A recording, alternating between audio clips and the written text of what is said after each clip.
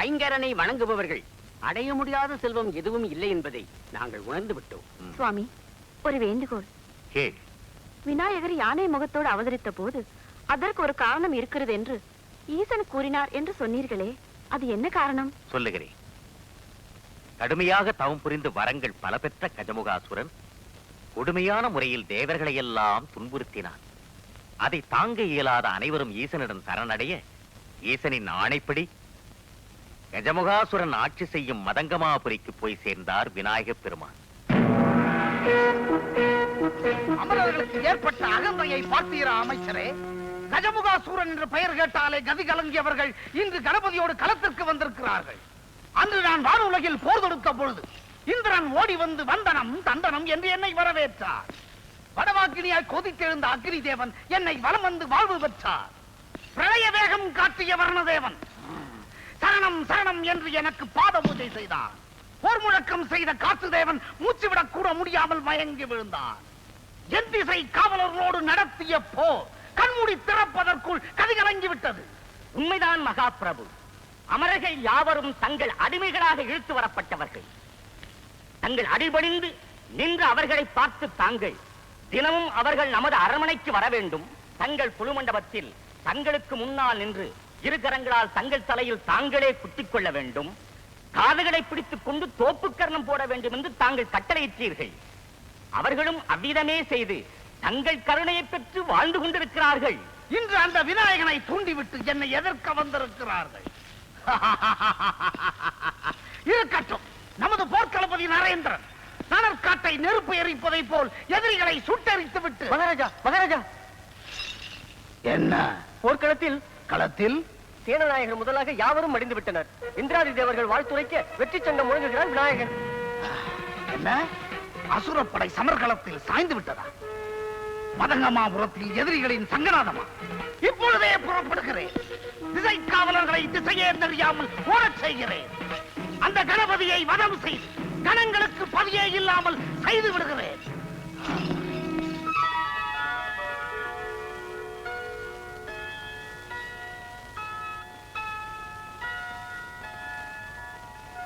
மகாராணி மகாராணி, என்ன சீக்கிரம் சொல். அசுரகுல படைகள் அழிந்து விட்டன என கேள்விப்பட்டவுடன் ஆவேசத்துடன் புறப்பட்டு விட்டார் மாமன்னர். என்ன, சிவபக்தரான என் சுவாமி சிவபாலனான விநாயகரை எதிர்க்க புறப்பட்டு விட்டாரா? ஏன் மாங்கல்யத்திற்கு சோதனை வந்து விட்டதா? இல்லை இல்லை, இந்த யுத்தம் நடக்கவே கூடாது. எப்படியும் அவர் போர்க்களத்திற்கு போகாமல் தடுத்து நிறுத்துகிறேன். உலகம் உள்ளளவும் இந்த யுத்தத்தின் புகழ் நிலைத்து நிற்கட்டும். சுவாமி, வா பிரியமதா வா. அந்த புறத்திற்கு வந்து விடைபெற்று செல்லலாம் என்று நினைத்தேன். ஆனால் வெற்றி திலகமற்று வழி அனுப்ப நீயே இங்கு வந்து விட்டாய். சுவாமி, நான் தங்களிடம் என்ன?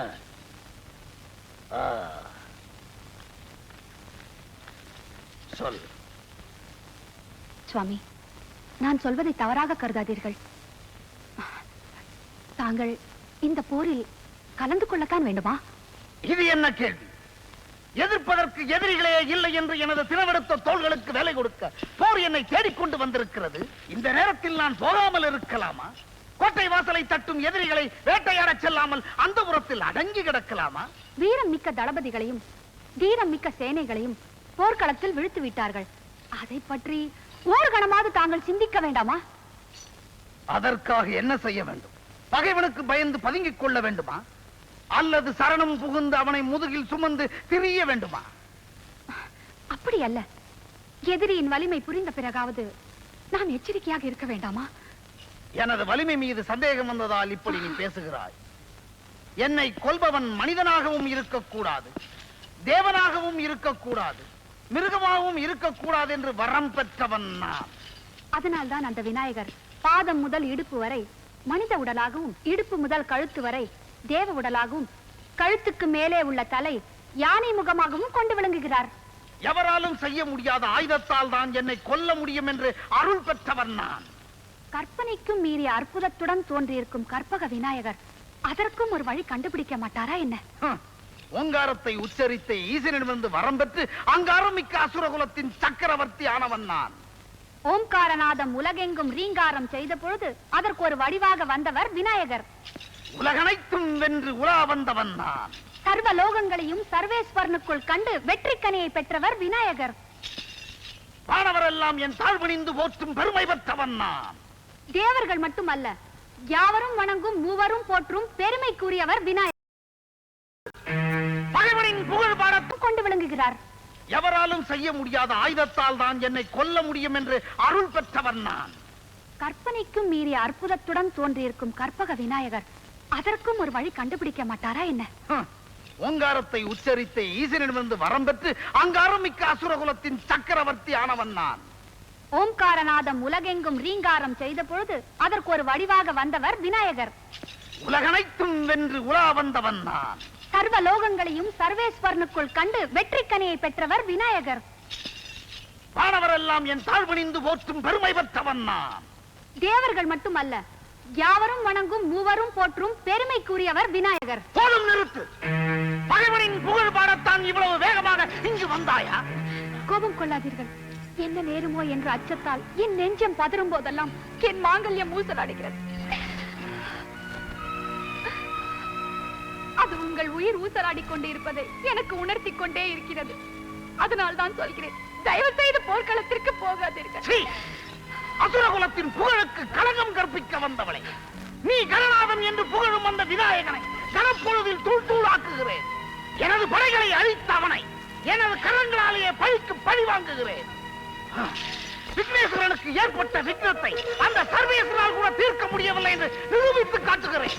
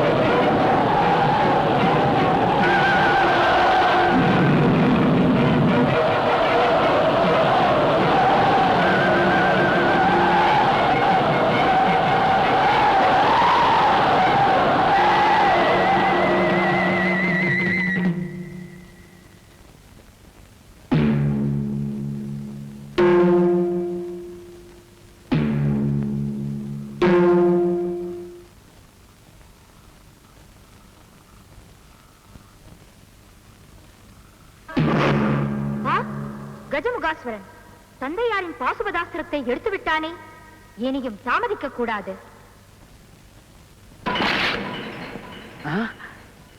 எவராலும் செய்யப்படாத ஆயுதம் என்றால் தனது கொம்பையே உடைத்து ஆயுதமாக்கி விட்டாரே.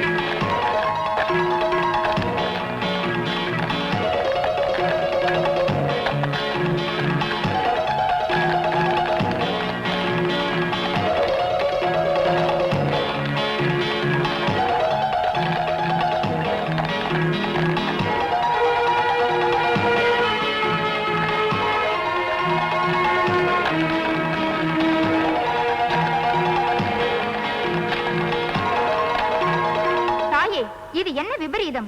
கஜமுகாசுரனை வதம் செய்வதற்காகவே நான் அவதாரம் புரிந்தேன். இப்போது தாங்களே வந்து என்னை அதை செய்ய விடாமல் தடுக்கிறீர்களே. மைந்தா, கஜமுகாசுரன் மனைவி பிரியம்பதா எனது பக்தை. மாங்கல்யத்துக்காக போராடும் அவளது கணவன் உயிரை காப்பாற்ற வேண்டியது என்னுடைய பொறுப்பல்லவா? தாங்களே என்னை தடுத்தால் என்னை எதற்காக தோற்றுவித்தீர்களோ அந்த அவதார நோக்கம் நிறைவேறாமல் போய்விடுமே. காலமெல்லாம் கௌரி விரதம் இருந்தவளை நான் காப்பாற்ற தவறிவிட்டான். அந்த விரதத்துக்கே பயனில்லாமல் போய்விடுமே. என் மீது கொண்ட நம்பிக்கை பொய்யென்று ஆகிவிடுமே. அசுரர் பலரை வதம் புரிந்த தாங்களே இன்று ஒரு அசுரனை பாதுகாக்கலாமா? தன்னை வணங்கும் பக்தர்களை தெய்வமே கைவிடலாமா? அவனை அழிக்க வேண்டியது என் கடமை. அவன் உயிரை காப்பாற்ற வேண்டியது என் கடமை.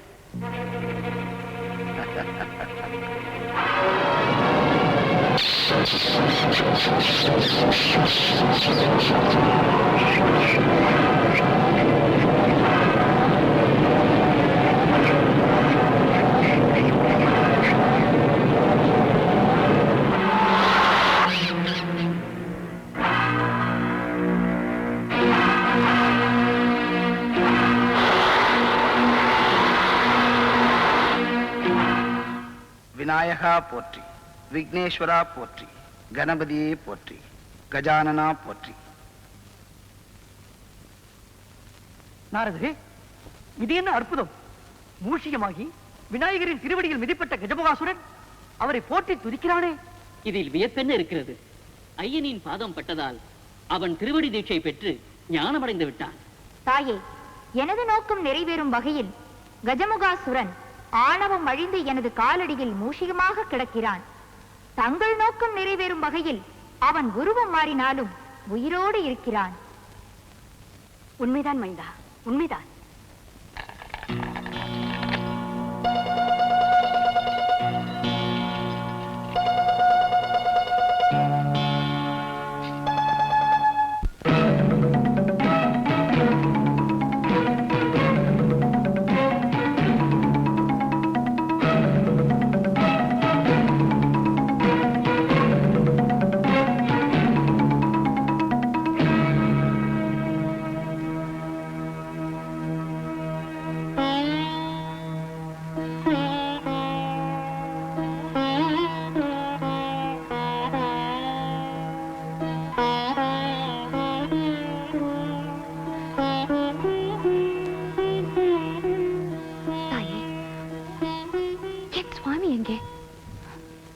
தேவி, இந்த அபலையின் வேண்டுகோளை தாங்கள் ஏற்றுக்கொள்ளவில்லையா?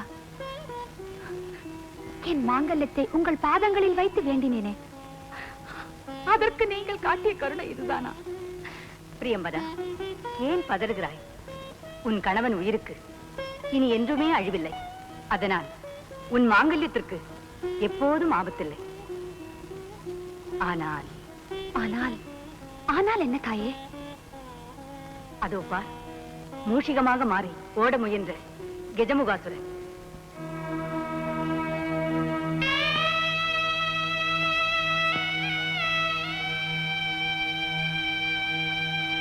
விநாயகனின் திருவடியை சார்ந்து அடிக்கிறம் பெற்று விட்டான். தாயே, இது என்ன விபரீதம்? இனி என் கணவர் மூஷிகமாகத்தான் இருக்க வேண்டுமா? இதிலிருந்து அவருக்கு விமோச்சனமே கிடையாதா? பிரியம்பதா, ஏன் இந்த கலக்கம்? பூவுலகில் தோன்றிய யாருக்குமே கிட்டாத பெரும் பாக்கியம் உன் கணவனுக்கு கிடைத்திருக்கிறது. என்றென்றும் என் மைந்தனோடு இணைந்திருக்கும் உன்னத வாழ்வை பெற்று சிரஞ்சீவி ஆகிவிட்டான். விநாயகனை வணங்கக்கூடிய அத்தனை பேரும் அவனுக்கு வாகனமாக விளங்கும் உன் கணவனையும் வணங்கத்தான் போகிறார்கள்.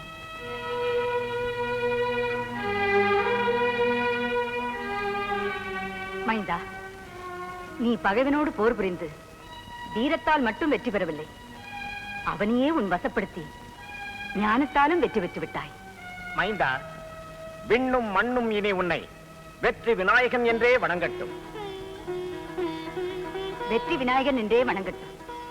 ஐயனே, கஜமுகாசுரன் சபையில் அவனது ஆணைக்கு கட்டுப்பட்டு தினமும் எங்கள் தலையில் குட்டிக் கொண்டோம். 2 காதுகளையும் பிடித்துக் கொண்டு 3 முறை தோப்பு கரணம் போட்டோம். பயத்தின் காரணமாக அவன் முன்னால் செய்த காரியத்தை பக்தியின் அடையாளமாக தங்கள் முன்னால் செய்ய விரும்புகிறோம். அனுமதி தந்து அருள் புரிய வேண்டுகின்றோம். அவ்வாறே ஆகட்டும். அசுர சம்ஹாரத்திற்கு அடையாளமாக அது விளங்கட்டும். இதே போல் எமது சன்னதியில் எவர் வந்து குட்டிக் கொண்டு தோப்பு கர்ணம் போட்டாலும் அதை மனமு வந்து ஏற்றுக்கொண்டு அருள் புரிவோம். விநாயக பெருமானே, அன்னையின் வாக்குப்படி அடியேனை தங்களின் வாகனமாக ஏற்று அருள் புரிய வேண்டும். உனது விருப்பப்படியே நடக்கட்டும்.